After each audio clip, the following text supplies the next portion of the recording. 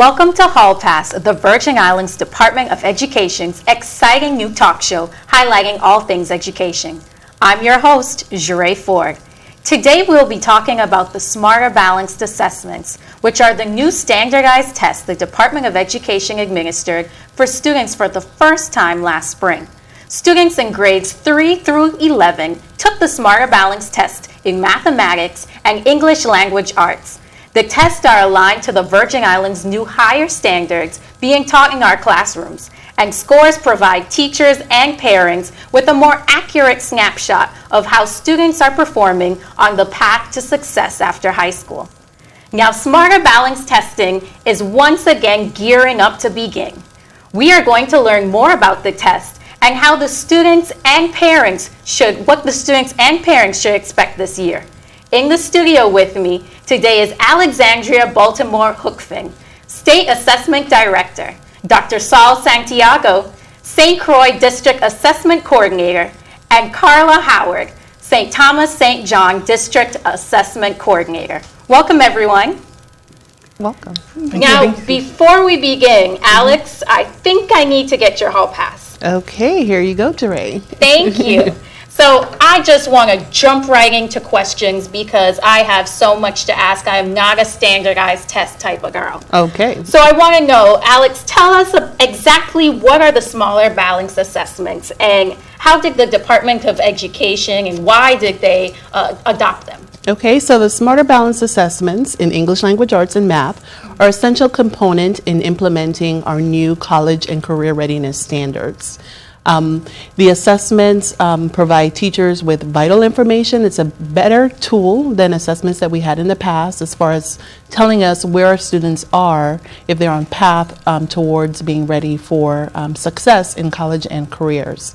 The data is used at the state and district level from the assessments to evaluate the effectiveness of our curriculum and our intervention programs. At the school level, the information is used by principals and teachers to identify students' strengths and weaknesses for individual students and for groups of students.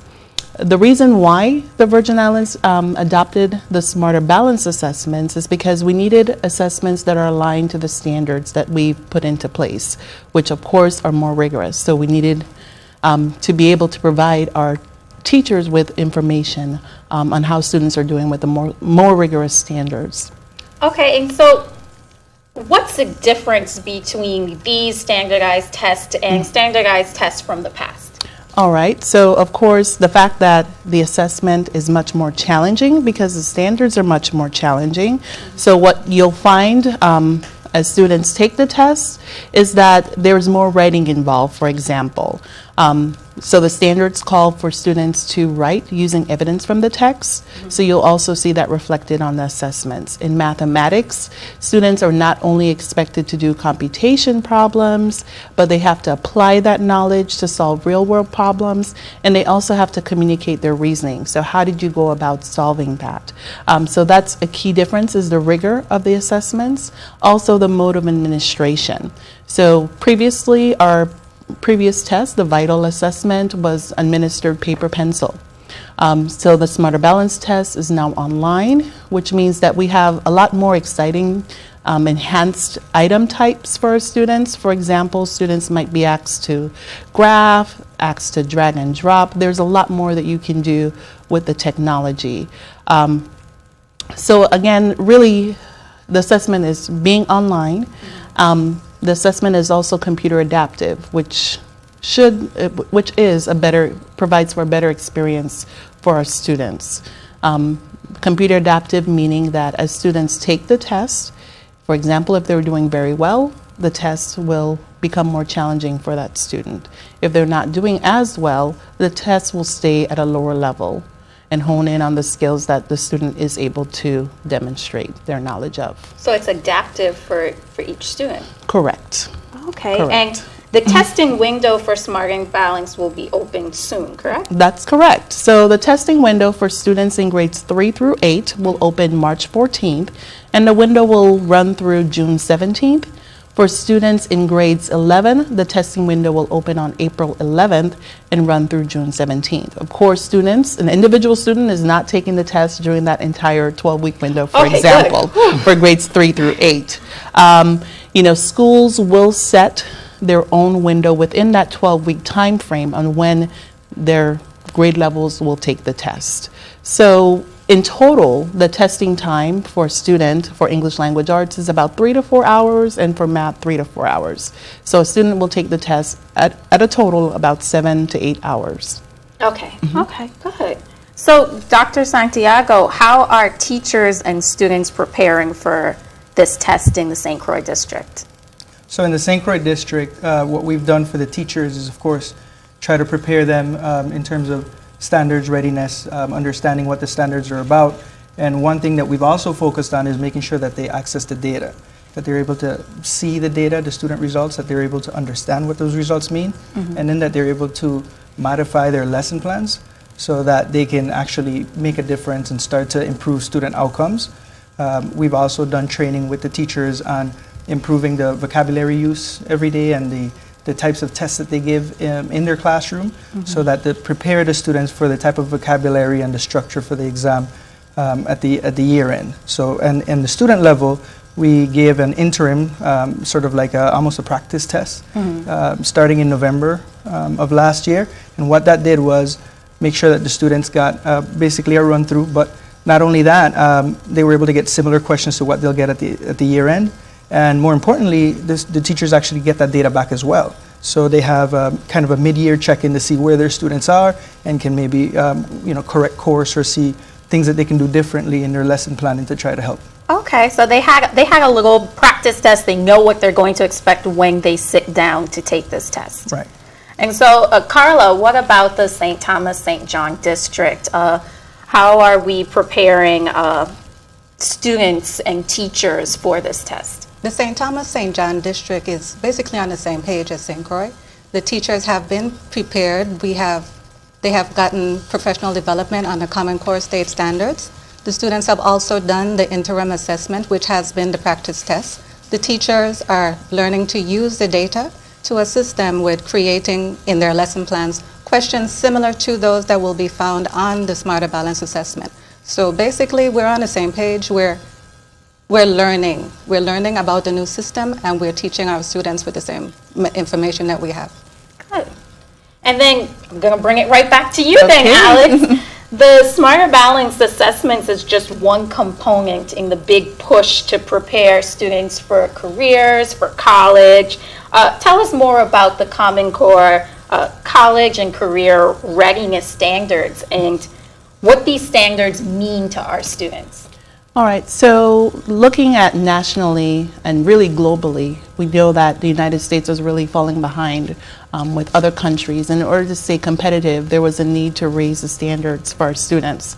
So the Common Core state standards were developed by really states, came together looking at standards from states that actually had excelled in assessments that really measured students' achievement globally, and also looking at best practices internationally. That's how the standards came about. So really the standards just really set a higher bar so that our students can not only compete locally, but also compete globally. Okay, wonderful.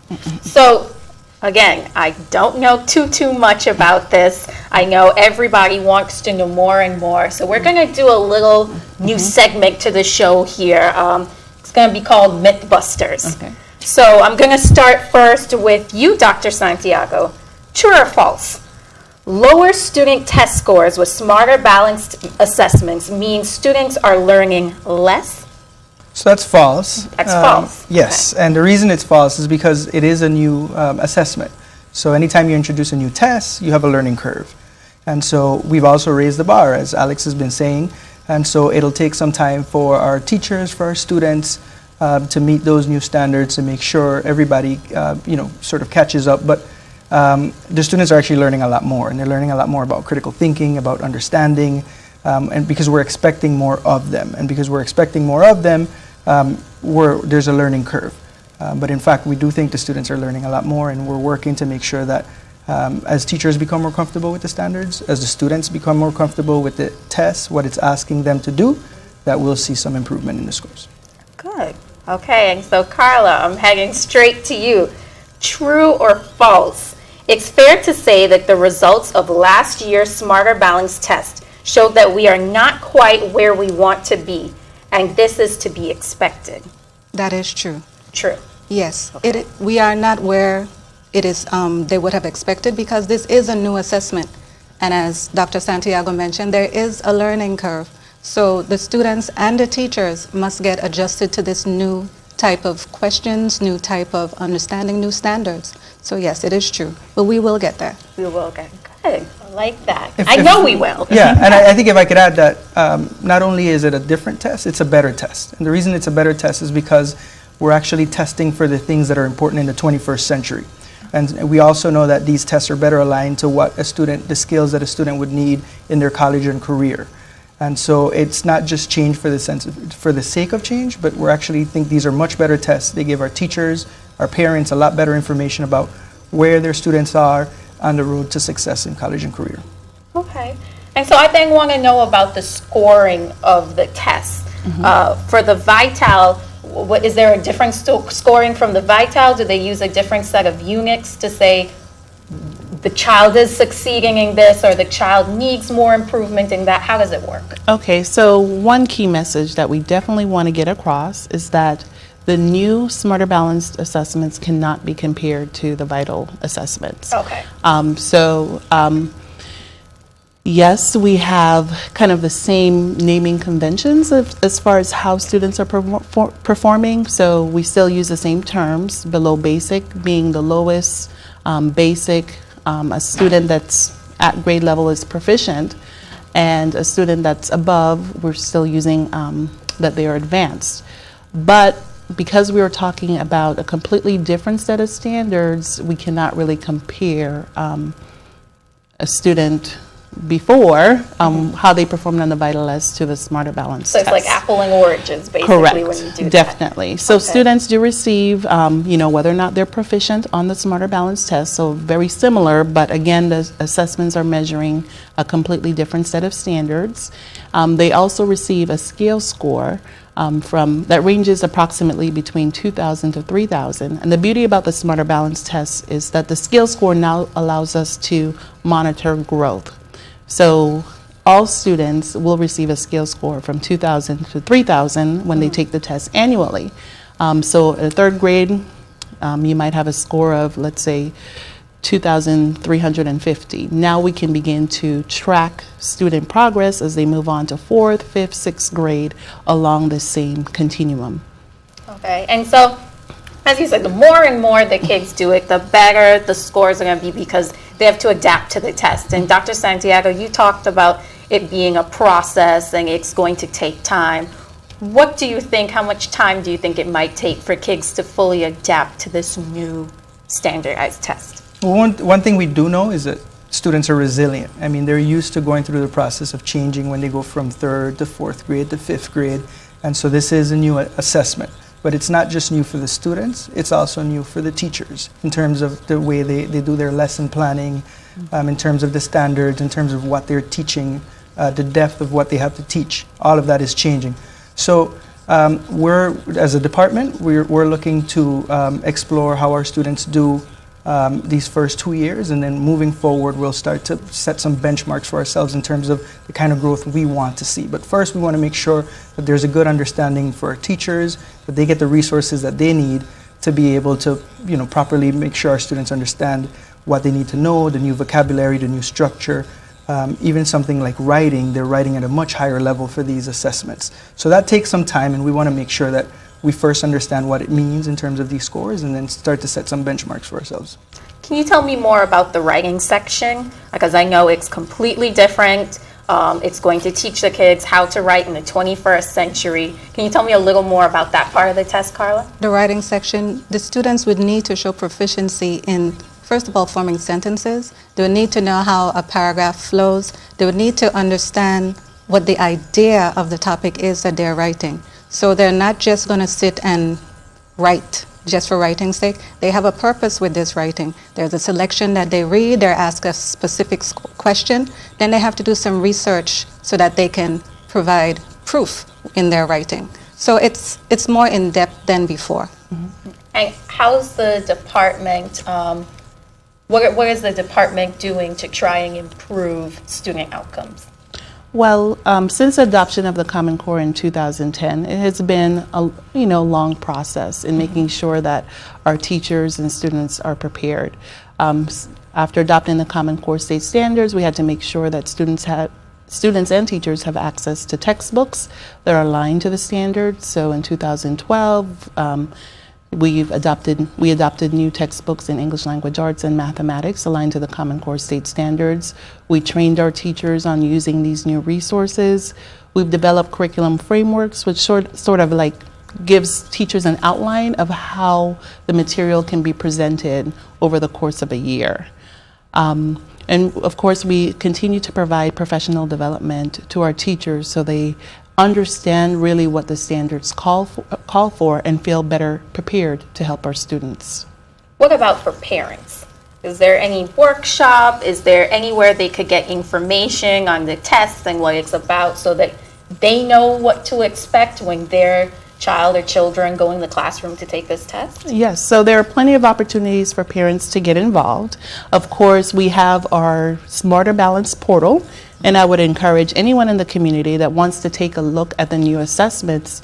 You can Google our portal, just Google VI Smarter Balance portal or Virgin Islands Smarter Balance portal, and that will take you to our website. So there'll be a sample test there that they can see? Exactly. They can take a full practice test. So if they just Google the portal, there's a specific section for students and families. So if you click on that, and then an icon will appear where anyone that's interested in taking a look at the assessments can take a practice test. So you select the grade, whether or not you want to take a look at the English language arts or mathematics, you can do so. Also, each district has been providing many opportunities for parents through their parent relations coordinator to learn more about the assessments. Various workshops have taken place since 2010 to make sure that parents are involved and are aware of the changes. Okay. And are there any tips then that you would give parents to exercises or anything to do the day of or the day before or the week before the actual testing? So I think one of the most important things, or there's some of the basic things, is make sure that your student gets enough rest. If they're testing that week, make sure that they have a good breakfast, either at home or at the school, so they're there early enough. So those are just some basic things. I think in terms of what their student would need to prepare, it's nothing that you do the day of. It's something that you work with the teacher to make sure you understand where sort of some of the areas that your student needs work in that you would do. But if they get plenty of rest, a good breakfast, and you just encourage your student to do their best. And that's what we encourage our students to do. Just go out there and do your best. All right. And so how fast do these results come back? Like, when do I know, okay, my child is the bomb at reading, or she got math, she's good? Okay. When will they find out? So the results, of course, last spring 2015 being the first year that we administered the assessments, things were a little bit slower. So the results were distributed to parents in the fall. But we anticipate that parents will likely see the results towards the ending of this school year. So basically, as students complete the assessment, it's being scored, and there's about a 2-week turnaround before a student test is scored. Okay.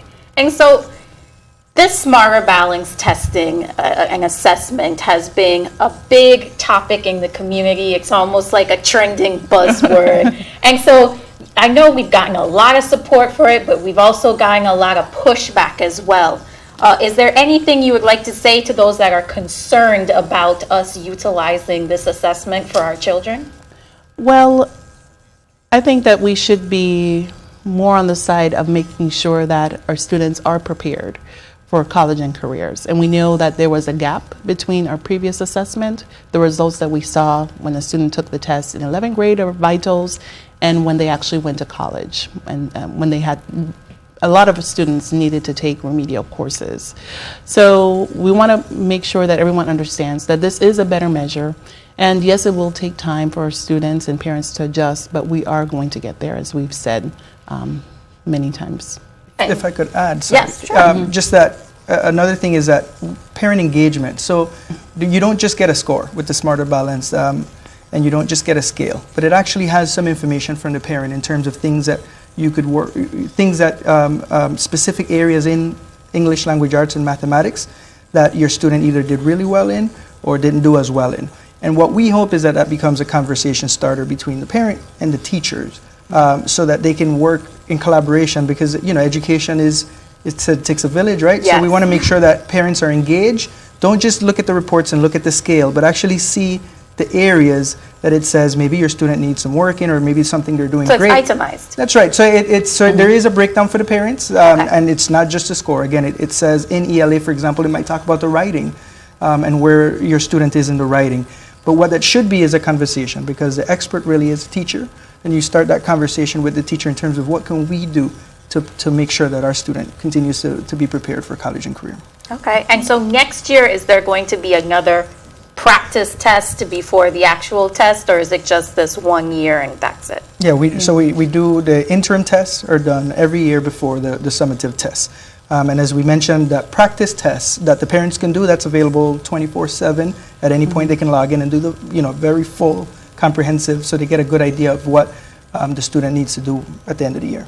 Yes, and that's one significant reason why the Virgin Islands Department adopted Smarter Balance, because it's more than just an end-of-year test, that we also have the interim assessments that Dr. Santiago is talking about, where students can take the assessments throughout the year.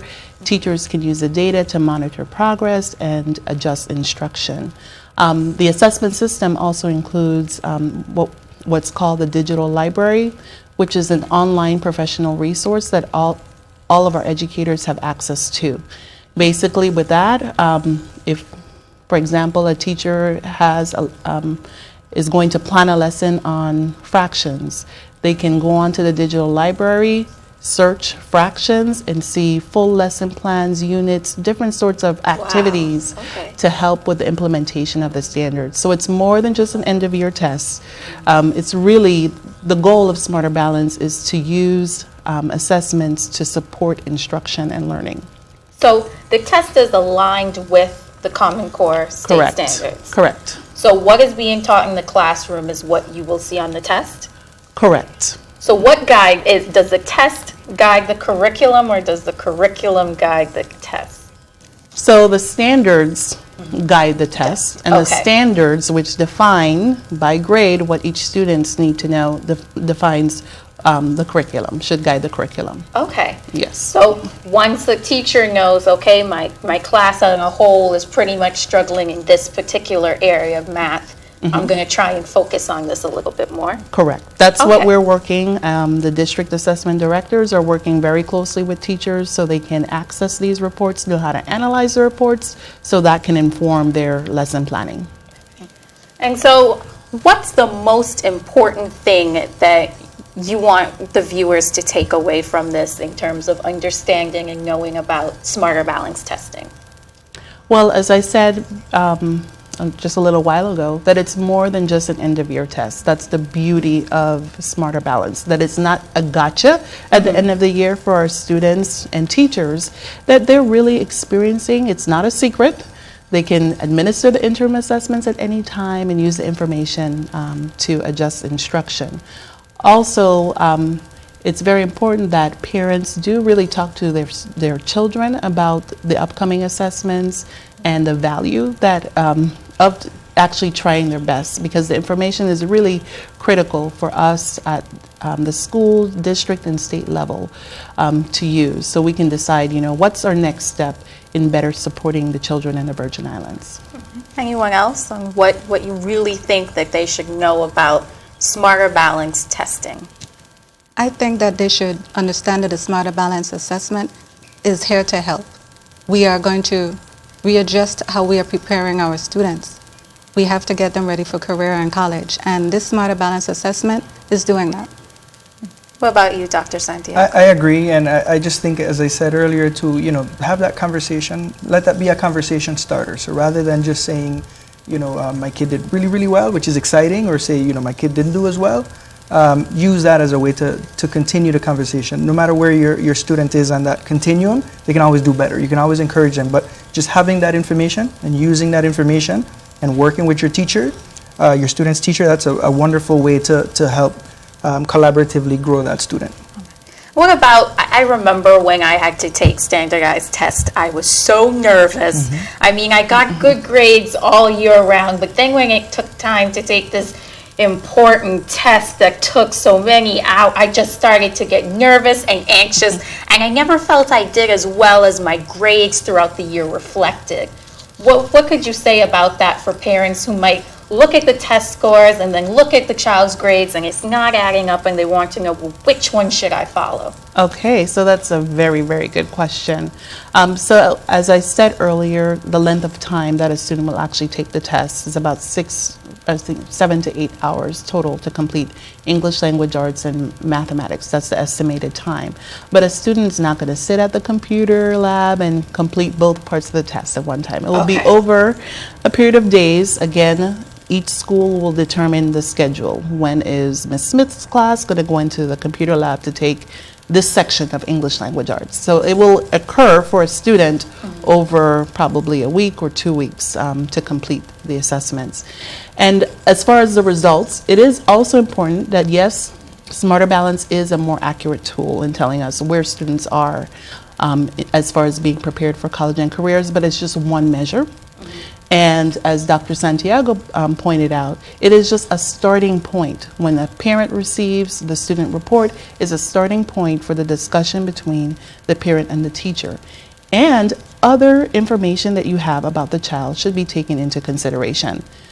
So you want to look at the child's grades, how they performed on different classroom activities. So it's not the sole predictor of a child's success. It is a key one, but not the only one. Okay, good. Well, I'm glad we had this because now I'm more informed about Smarter Balance testing. But it looks like that's all the time we have and our hall pass has expired. So I want to thank all of my guests for coming out today, and I'll see you next time. I'm Sheree Ford. See you for Hall Pass.